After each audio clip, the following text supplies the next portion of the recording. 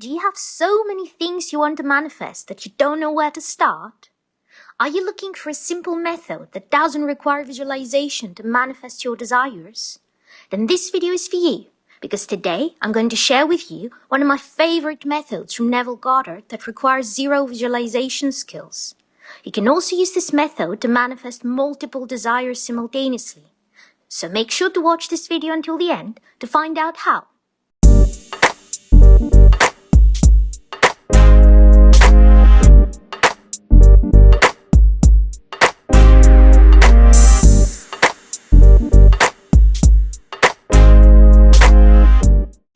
What's up, superheroes? Welcome back to my channel, the place where we make the impossible possible. I'm Scarlet Grace from AnSinserif.com. I'm a manifestation coach, and today's video is all about manifesting multiple desires at once, no visualization needed. If you're new here and you want to learn how to manifest any desire fast with the law of attraction and Neville Goddard's teachings, then start now by hitting the subscribe button and the bell icon so that you won't miss any video that could change your life. And if you need some extra help or my personal advice for your situation, email coaching is now available. You'll find the links in the description below. Alright, so we all know how to do imagining sessions to manifest a specific desire. And if you're new to Neville Goddard and the law of attraction and don't know how to do that, then I'll put my step-by-step video in the card at the top right of this video if you want to learn how to do that. But what happens if you have multiple desires that you want to manifest? Say, for example, that your boyfriend left you and you want him back, but you also need a new job and a better apartment and a new car because the one you have right now is falling apart, and you would also like to lose some weight or improve your health. Of course, you can use all the usual techniques to manifest each of those desires individually. Imagining sessions, scripting, affirmations, etc. But if you want to manifest more than 2 or 3 desires at the same time, or if you are in such a dark condition that you truly need to manifest several things at once because they're all top priority for your well-being, then having to do one imagining session per day, day in and day out for, say, 6 different desires, it can get pretty overwhelming pretty fast. Fear not though, because Neville has a technique especially for that. And if you struggle with visualization, then this is a great method for you because it doesn't require visualization. I mean, you can use visualization in conjunction with this method, but you don't have to, and it will work great even without it. Now, if you're new to this channel or haven't heard of Neville before, Neville Goddard was a spiritual teacher from Barbados who lived most of his life in the United States during the first half of the 20th century. Neville believed that the human imagination is God, and that if you have a desire, any desire, you can manifest it in your physical world by focusing your imagination on how it would be if you already had that desire. So first, I'm going to give you the method, and then I'm going to share with you a few quotes from Neville's lectures and books so that you can see how he recommended using this method and some success stories from his students and the people who use this method to manifest their desires. So this method is called Isn't It Wonderful? And you're going to see why in just a second. Here's how to use this technique. Instead of focusing on each specific thing you want to manifest, trying to see a scene of you already having that thing, try to capture the feeling of already having that thing in your life. For example, let's say you want a new car. How would you feel if right now you had a new car? Perhaps you would be happy for your new car, and maybe you would feel relief because your old car was breaking down and now you know you have a reliable new car you can use to get to work. Now, if you want to manifest more things and capture the feeling of having those things too, in addition to the car, how would you feel if right now you had a new car, a new job, and your ex had not only come back but apologized for everything and proposed to you? Capture that feeling of joy, of everything having changed in your life for the better, of having everything you ever wanted. And then, while still feeling that feeling, repeat to yourself over and over, Isn't it wonderful? That's it. See, the reason this technique works so well is because we think that the feelings of joy or relief are a result of us having the things we want in the physical world. But in reality, it works in the opposite way. The feelings of joy are what create the things we desire in the physical world. So if you can feel the joy now, if you can feel now the joy of already having those things you desire in your imagination, then they have no choice but to manifest in your physical world too. Now let me read to you what Neville had to say about this method first, and then we'll move on to the success stories. This is an excerpt from a booklet that was released in 1948 that was called Neville, Class Instruction. It is a series of 5 lessons in manifesting, plus a Q&A session. I'll link everything in the description below, by the way, so you can go read them if you want after watching this video. So, this is from the Q&A section of the 5 lessons booklet. Question: is it possible to imagine several things at the same time, or should I confine my imagining to one desire? Answer: personally, I like to confine my imaginal act to a single thought, but that does not mean I will stop there. During the course of a day, I may imagine many things, but instead of imagining lots of small things, I would suggest that you imagine something so big it includes all the little things. Instead of imagining wealth, health and friends, imagine being ecstatic. You could not be ecstatic and be in pain. You could not be ecstatic and be threatened with a dispossession notice. You could not be ecstatic if you were not enjoying a full measure of friendship and love. What would the feeling be like were you ecstatic without knowing what had happened to produce your ecstasy? Reduce the idea of ecstasy to the single sensation. Isn't it wonderful? Do not allow the conscious, reasoning mind to ask why, because if it does, it will start to look for visible causes, and then the sensation will be lost. Rather, repeat over and over again, isn't it wonderful? Suspend judgment as to what is wonderful. Catch the one sensation of the wonder of it all, and things will happen to bear witness to the truth of this sensation. And I promise you, it will include all the little things. This is what Neville had to say about how to use this technique to manifest multiple desires at once. Now let me share with you a success story of a woman that used this technique to manifest really big changes in her life. The following success story is from The Law and the Promise by Neville Goddard, Chapter 7. The lady in the following story so successfully felt the feeling of a wish fulfilled, she made remove the character of the night, frozen in a delightful dream. Most of us read and love fairy stories, but we all know that stories of improbable riches and good fortune are for the delight of the very young. But are they? I want to tell you of something unbelievably wonderful that happened to me through the power of my imagination. And I'm not young in years. We live in an age which believes in neither fable nor magic, and yet everything I could possibly want in my wildest daydreams is given to me by the simple use of what you teach. That imagining creates reality, and that feeling is a source of imagining. At the time this wonderful thing happened to me, I was out of a job and had no family to fall back upon for support. I needed just about everything. To find a decent job, I needed a car to look for it, and though I had a car, it was so worn out it was ready to fall apart. I was behind in my rent. I had no proper clothes to seek a job, and today it's no fun for a woman of 55 to apply for a job of any kind. My bank account was almost depleted, and there was no friend to whom I could turn. But I had been attending your lectures for almost a year, and my desperation forced me to put my imagination to the test.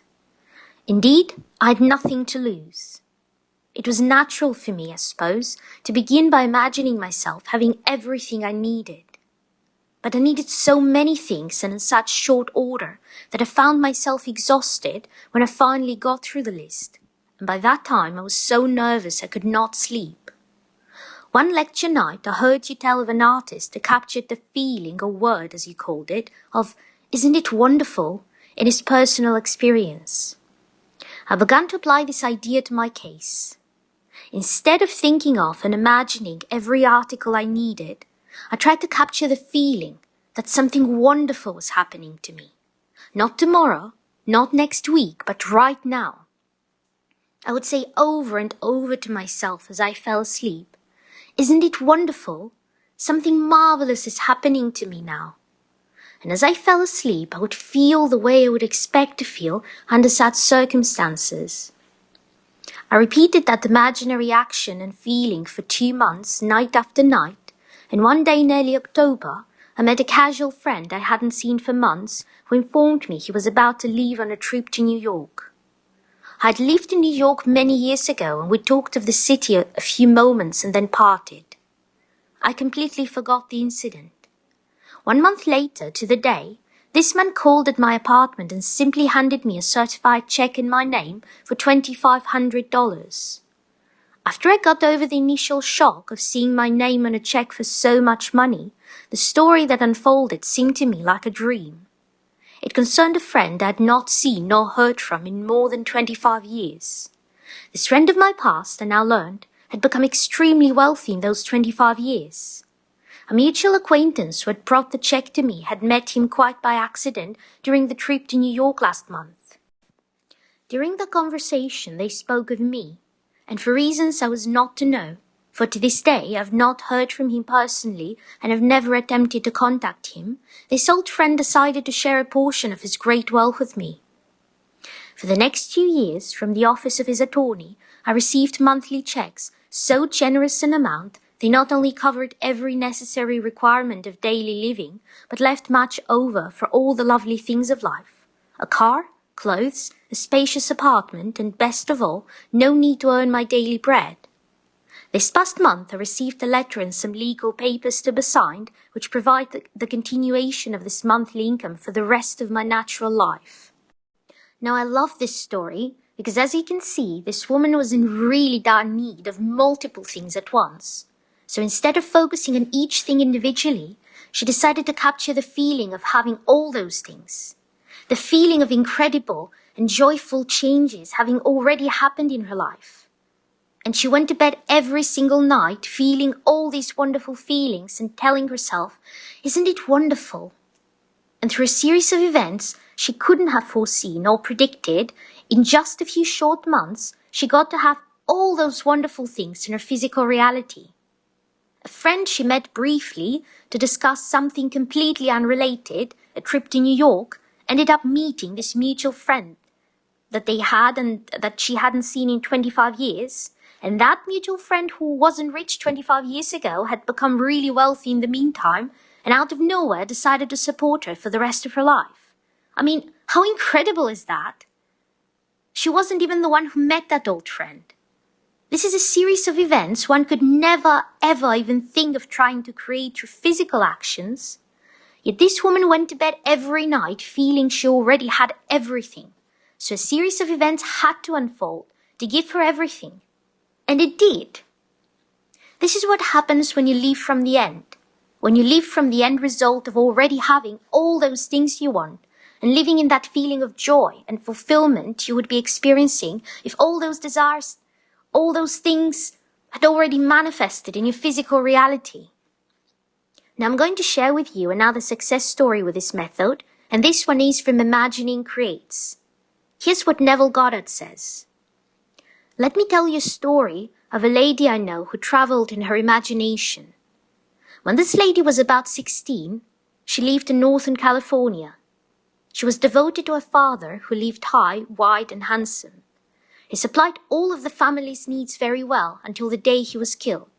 Then, overnight, the family discovered they had nothing. Her mother, feeling she could not stand being ridiculed, moved the family to San Francisco, where the girl, although possessing outstanding artistic talent, found employment as a waitress in order to help the family.